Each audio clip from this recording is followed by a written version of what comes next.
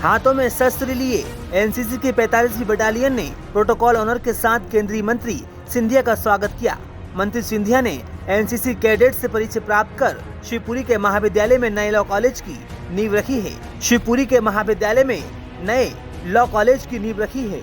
इसके अलावा सिंधिया के आतिथ्य में व्यापारिक एवं औद्योगिक समरसता सम्मेलन CAIT में आज परिणय वाटिका शिवपुरी में आयोजित किया गया।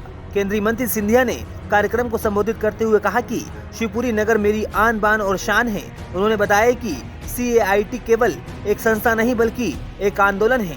इस संस्था को भारत के पूर्व प्रधानमंत्री अटल बिहारी वाजपेयी ने स्थापित किया था। उन्होंने देश की तेज आर्थिक प्रगति पर प्रकाश डालते हुए कहा कि भारत अगले 2 वर्षों में जर्मनी को पछाड़कर तीसरी सबसे बड़ी आर्थिक शक्ति बन जाएगा। UPI के जरिए भारत में प्रतिवर्ष 240 मिलियन लेन देन हो रहे हैं और लगभग $3 ट्रिलियन का व्यापार केवल UPI से हुआ है। उन्होंने कहा कि भारत अब दुनिया का डिजिटल लेन देन हब बन चुका है और 20 देशों में UPI निर्यात किया जा चुका है। केंद्रीय मंत्री ने वोकल फॉर लोकल और स्वदेशी उत्पादों के उपयोग पर बल देते हुए कहा कि हर दुकानदार को केवल स्वदेशी माल की पहचान लिखनी चाहिए। उन्होंने कार्यक्रम में उपस्थित जनों को UPI का अधिक से अधिक उपयोग करने, केवल स्वदेशी उत्पादों को खरीदने, वोकल फॉर लोकल अभियान को बढ़ावा तथा भारत को आत्मनिर्भर बनाने का संकल्प दिलाया। शिवपुरी से ब्यूरो रिपोर्ट। भारत में प्रधानमंत्री जी के नेतृत्व में मिल रही है और कुछ आंकड़े आपके सामने मैं रखना चाहता हूं।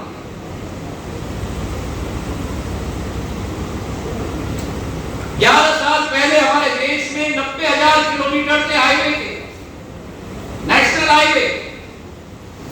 आज उसी देश में 1,60,000 किलोमीटर है नेशनल हाईवे का।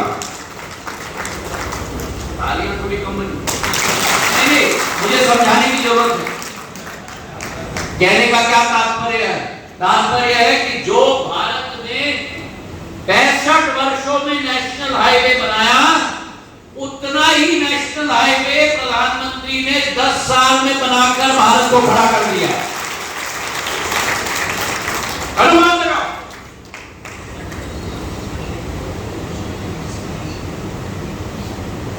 65 वर्ष में 74 एयरपोर्ट। आज देश के अंदर 160 एयरपोर्ट, मतलब 11 साल में 90 एयरपोर्ट बना दिए।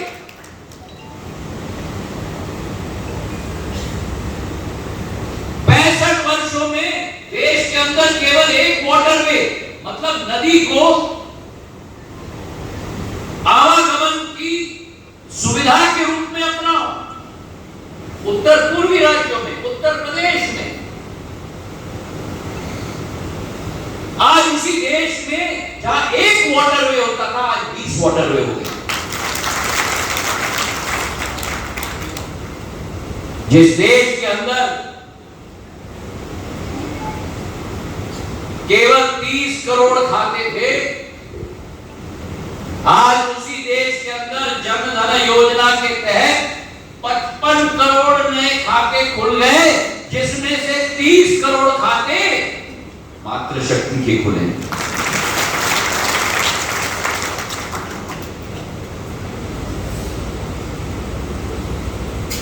और सबसे बड़ा परिवर्तन